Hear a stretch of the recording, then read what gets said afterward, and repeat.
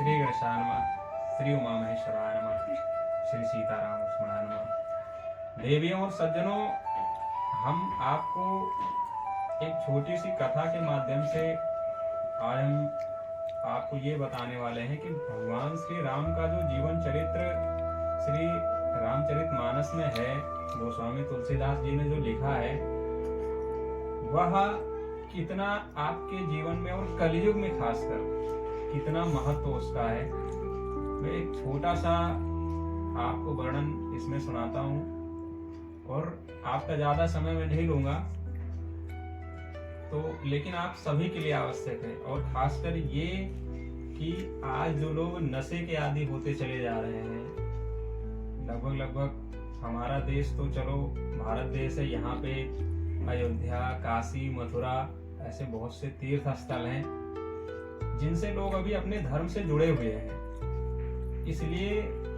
अभी यहाँ काफी हद तक धर्म में है, लेकिन अन्य देशों की अपेक्षा देखा जाए तो अभी भारत हमारा बहुत अच्छा है। बाकी कलयुग किस तरह हावी है ये आप आज बताने की आवश्यकता नहीं है, देख सकते हैं। जैसे देखा जाता है कि कोई वृक्ष है और वह बढ़िया सुंदर फूल, फल, पत्ते उसमें उगे हुए हैं, तो कई बार होता है कि पेड़ पौधे अपने आप को लगता है कि हम बड़े सुंदर दिख रहे हैं, लोग हमको देख रहे हैं, तो कई बार वो जड़ की अवहेलना करते हैं, कहते हैं तुम नीचे पड़े रहते हो, कीचड़ में पड़े रहते हो, पानी में पड़े रहते हो, हमें देखो हम ऊपर देख रहे हैं, कितने सुंदर लोग हमको देखते हैं, तुम्हें वो थोड़ी ना देखते हैं।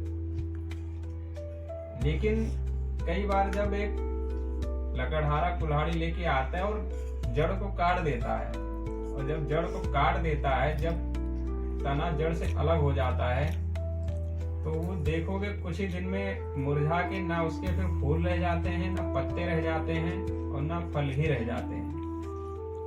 इसलिए हमें अपने जड़ में हमेशा अपनी आस्था बनाए रखना चाहिए। जड़ मतलब हमें संस्कार, हमारा धर्म और अध्यात्म, हमें अपने अध्यात्म से जुड़े रहना चाहिए। जिस दिन हमारा संस्कार, हमारा अध्यात्म, हमारा धर्म हमसे छूटा ना, फिर हम कहीं के नहीं रह जाएंगे। इसके लिए मैं आपको एक छोटी सी कथा सुनाता हूँ। ये भगवान श्री राम जी का जीवन चरित्र श्री रामचरितमानस पुस्तक है। इसको जब गोस्वामी तुलसीदास जी लिख रहे थे ना, तो कलयुग उनको बहुत परेशान कर रहा था। पहले तो उसने बहुत विघ्न डाला इसमें कि ये ना लिख पावे इसको, लेकिन जब वो विघ्न डालते डालते हार गया, गोस्वामी तुलसीदास जी नहीं माने, तो एक दिन वो स्वयं आ गया, तो आया और गोस्वामी तुलसीदास जी को वो मतलब परेशान करने लगा, उनको मारने पीटने लगा। तो उन्होंने पहले तो बचने की कोशिश की, लेकिन अब कलयुग तो प्रबल था, इसलिए उसने उनको मतलब बहुत कष्ट दिए और उसे लगा कि आज तो हम इनको मार ही डालेंगे। तो तुलसीदास जी ने जब ऐसा सोचा कि आज ये हमारे प्राण ले लेगा, तब उन्होंने हनुमान जी को याद किया और बोला कि हमारे प्राण संकट में, आप अभी आ जाओ तुरंत। तब हनुमान जी वहां प्रकट हुए और देखा कि कलयुग उनको एकदम मार डालने की अवस्था में था बिल्कुल। तो उन्होंने एक गदा उठाई और उसके तेजी से उसके पीठ में प्रहार किया कलयुग के, और वह तुरंत पृथ्वी पर गिर पड़ा और उसके मुंह से रक्त निकलने लगा। फिर दूसरी गदा, तीसरी गदा, हनुमान जी फिर उसको मारने लगे लगातार, और उसके बाद में कलयुग विह्वल हो गया। फिर उसके बाद में उसने हाथ जोड़कर विनती की कि हमें छोड़ो, पहले हमारी गलती बताओ, हमारी गलती क्या है। फिर इस पर भी हनुमान जी नहीं मान रहे थे और उसको मारे जा रहे थे, मारे। तब उसने भगवान का स्मरण किया कलयुग ने, और उसके बाद में भगवान प्रकट हुए तो हनुमान जी को रोका कि आप इसे क्यों मार रहे हो। हनुमान जी ने कहा कि गोस्वामी तुलसीदास जी आपके जीवन चरित्र पर आधारित श्री रामचरितमानस की रचना कर रहे हैं, और ये उनको रोकता है और उनको आज मार डालने के लिए आया था ये, इसलिए ये धर्म में रुकावट है, इसलिए हम इसको नहीं छोड़ेंगे। तो भगवान ने कलयुग को बोला कि भैया आप ऐसा क्यों करते हो। कलयुग ने कहा कि ये तो हमारा काम है, कि हमारे राज्य करने में ये तुलसीदास जी के श्री रामचरितमानस ये विघ्न डालेगी, इसलिए हमें तो इसको नहीं लिखने देंगे, ना हम इसको करने देंगे। हम तो अपना काम करने आए थे कि भाई हमारे धर्म में रुकावट होगा, इसलिए हम इसको खत्म कर देंगे, हम इसको लिखने नहीं देंगे। तो हनुमान जी ने कहा कि लेकिन हम तो आपने हमें जो कार्य सौंप रखा है कि आपको धर्म का प्रचार करना है, तो हमें तो इसको आवश्यकता है, श्री रामचरितमानस की सख्त आवश्यकता है कलयुग में कि यही एकमात्र साधन ऐसा है जो धर्म का प्रचार करेगा। तो हमें तो धर्म का प्रचार करना है। कलयुग ने कहा कि हमें तो अधर्म का प्रचार करना है। तो इस पर भगवान जी ने कहा कि देखो धर्म भी जरूरी है। तो कलयुग ने कहा कि देखो इसमें हमारे साथ अन्याय हो रहा है। आपने सत्ययुग, द्वापर, त्रेता और कलयुग 4 युग बनाए हैं, जिसमें से सतयुग की जो आयु है वो 17,28,000 वर्ष है। त्रेता युग की आयु जो है वो 12,96,000 वर्ष है। द्वापर की आयु 8,64,000 वर्ष है और कलयुग की आयु सिर्फ 4,32,000 वर्ष है। एक तो हमें आपने आयु ही कम दी है। सतयुग में सत्य का बोलबाला था, त्रेता युग में धर्म का बोलबाला था, द्वापर में मानवता का, पूजा पाठ का। अब हमारा जो राज्य है, हमारा तो काम है पाप करना, पाप बढ़ाना, अधर्म करना, अधर्म फैलाना, तो हमें हमारा राज्य क्यों नहीं करने दिया जाता है? तो भगवान ने कहा कि हाँ ये भी ठीक है भाई, आपका काम है पाप करना। तो बोले कि हम अपना राज्य कर रहे हैं, हनुमान जी हमको मार रहे हैं आके।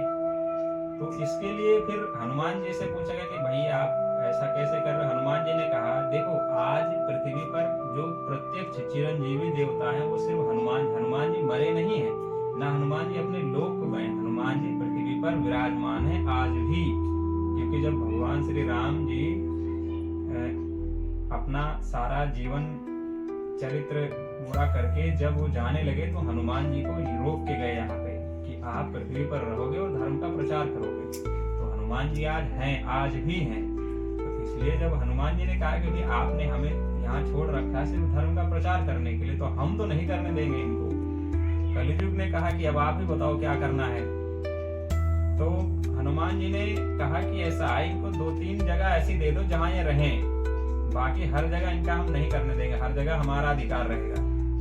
तो बोले ठीक है। तो कलयुग ने अपने लिए स्वयं मांगा था कि हम 3 जगह देना, तो हम 3 जगह स्वयं मांग लेते हैं। बोले मांग लो जो 3 जगह है। बोले जहां हम रहेंगे वहां आप नहीं आओगे, जहां आप रहोगे वहां हम नहीं आएंगे। कलयुग ने मतलब हनुमान जी से विनती की कि जहां हम रहेंगे, जो हमारा स्थान है वहां आप नहीं आओगे, और जहां आपका स्थान है वहां हम नहीं आएंगे। बोले बताओ कौन सी 3 जगह है? तो 3 जगह बताने से पहले आप सबको हम एक रिक्वेस्ट आपसे करना चाहते हैं कि इसी तरह की वीडियो के लिए सबसे पहले आप अगर हमारे चैनल पर नए हैं तो हमारे चैनल को सब्सक्राइब कीजिए, ताकि इसी तरह की आध्यात्मिक वीडियो हम आप सब तक पहुंचाते रहें। और कमेंट में जय श्री राम अवश्य लिखना, तो तुरंत आप पहले चैनल को सब्सक्राइब कीजिए। अब वो 3 जगह कलयुग ने कौन सी मांगी है?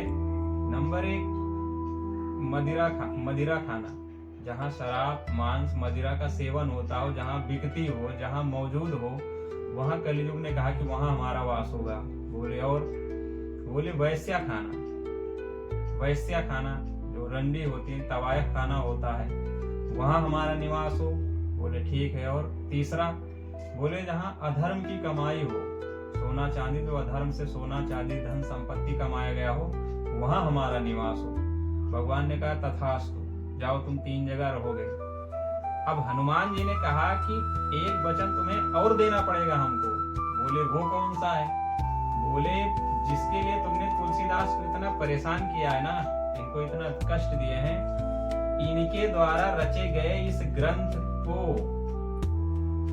जो श्री रामचरितमानस की रचना ये कर रहे हैं, ये जिस घर में रखी होगी, जहाँ पढ़ी जाएगी, या इसकी 2-4 चौपाई, 1-2 चौपाई अगर कहीं कोई पढ़ रहा हो और आपको अगर आवाज भी इसकी सुन जाए, तो तुम उससे तुरंत दूर हट जाना, कोसों दूर रहना इनसे। यदि तुम वहां दिख गए ना, तो जो हाल आज किया इससे भी बुरा हाल आगे हम करेंगे। कलयुग तुरंत भगवान हनुमान जी के पैरों पे गिर पड़ा। बोले हम वचन देते हैं, हम जहाँ ये रामचरितमानस रखी होगी, जिस घर में पड़ी जाएगी, हम घर छोड़ देंगे, वहां से हम कभी गलती से भी वहां नहीं जाएंगे। और ये मैं आपको वचन देता हूँ, हमसे कभी गलती नहीं होगी। उसके बाद कलियुग अपने घर चला गया और हनुमान जी अपना तुलसीदास जी को बोले कि अब आप इसको पूरा कीजिए। इसलिए आप एक चीज देखते होंगे कि रामायण के जितने भी कांड पूरे होते हैं, हर एक कांड के लास्ट में ये लिखा होता है कि कलयुग के संपूर्ण पापों का विध्वंस करने वाले श्री रामचरितमानस का यह कांड संपूर्ण समाप्त हुआ। इसलिए तुलसीदास ने प्रत्येक कांड के पीछे ये लिख रखा है कि कलयुग के संपूर्ण पापों का विध्वंस करने वाले श्री रामचरितमानस का यह कांड समाप्त हुआ। इसलिए आज भी है श्री रामचरितमानस जिस घर में पढ़ी जाती है। लेकिन एक चीज मैं बताऊं आपको, आज के समय में जितने लोग, इतना प्रबल हो चुका है कलयुग की, उसने बोला था कि जब उन्होंने मांगा था ना कि हमें 3 जगह दे दो, कलयुग मन ही मन इतना खुश हुआ, इतना प्रसन्न हुआ कि 3 जगह इन्होंने दी। हम 3 जगह में भी रह के हम इतना फैला देंगे, इतना प्रचार कर देंगे अपना कि पूरे दुनिया में हमारा राज ही होगा। हनुमान जी सोच रहे हैं कि हमने 3 जगह देके इनको बहुत छोटा कर दिया, हम 3 जगह लेके पूरे दुनिया में फैल जाएंगे। आज के समय में आप देख भी रहे हैं कि एक बार जिसने मदिरापान कर लिया तो वो अपने धर्म रूपी जड़ से कट गया, फिर अब वो धर्म से अलग हो गया, उस पर कलयुग हावी हो गया। और फिर कलयुग, एक बार कलयुग की चपेट में आने के बाद फिर आदमी अपने धर्म से अलग हो जाता है। यानी फिर भाई जब उसका मदिरापान उसने किया या दारू शराब पे एक बार वो लत लग गई, तो हनुमान जी तो उस जगह जाएंगे नहीं, क्योंकि हनुमान जी ने भाई मना कर रखा है। हनुमान जी कभी, एक तो वैसे ब्रह्मचारी हैं, वो वैश्या खाना, शराब खाना, अधर्म के उसमें, तो हनुमान जी उस जगह निवास हनुमान जी का बिल्कुल भी नहीं होता।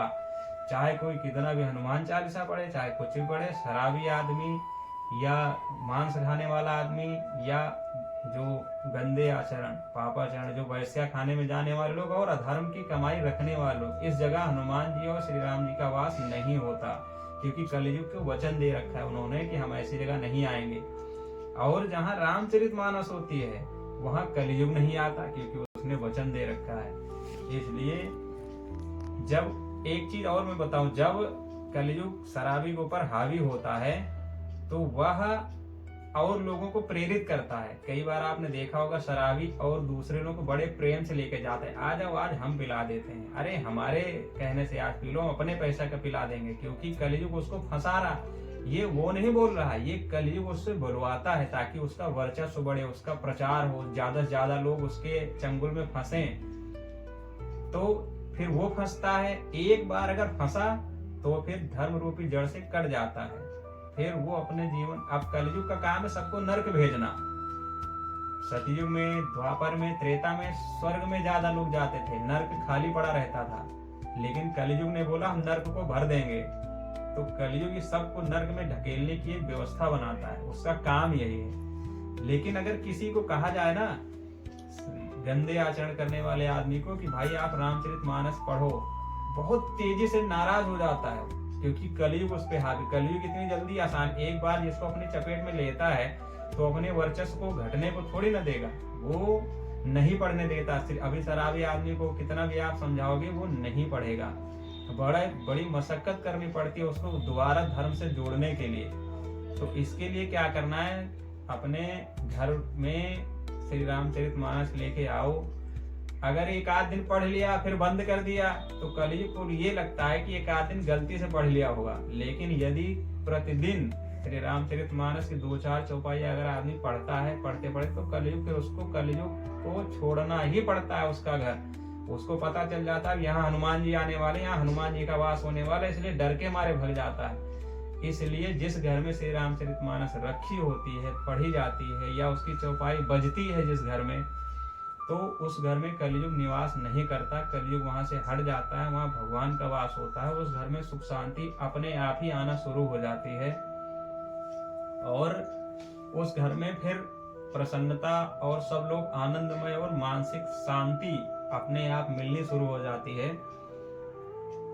जिसमें एक चौपाई है उत्तरकांड में, श्रुति पुराण सब ग्रंथ कहाहि, रघुपति भगत बिना सुख नाही।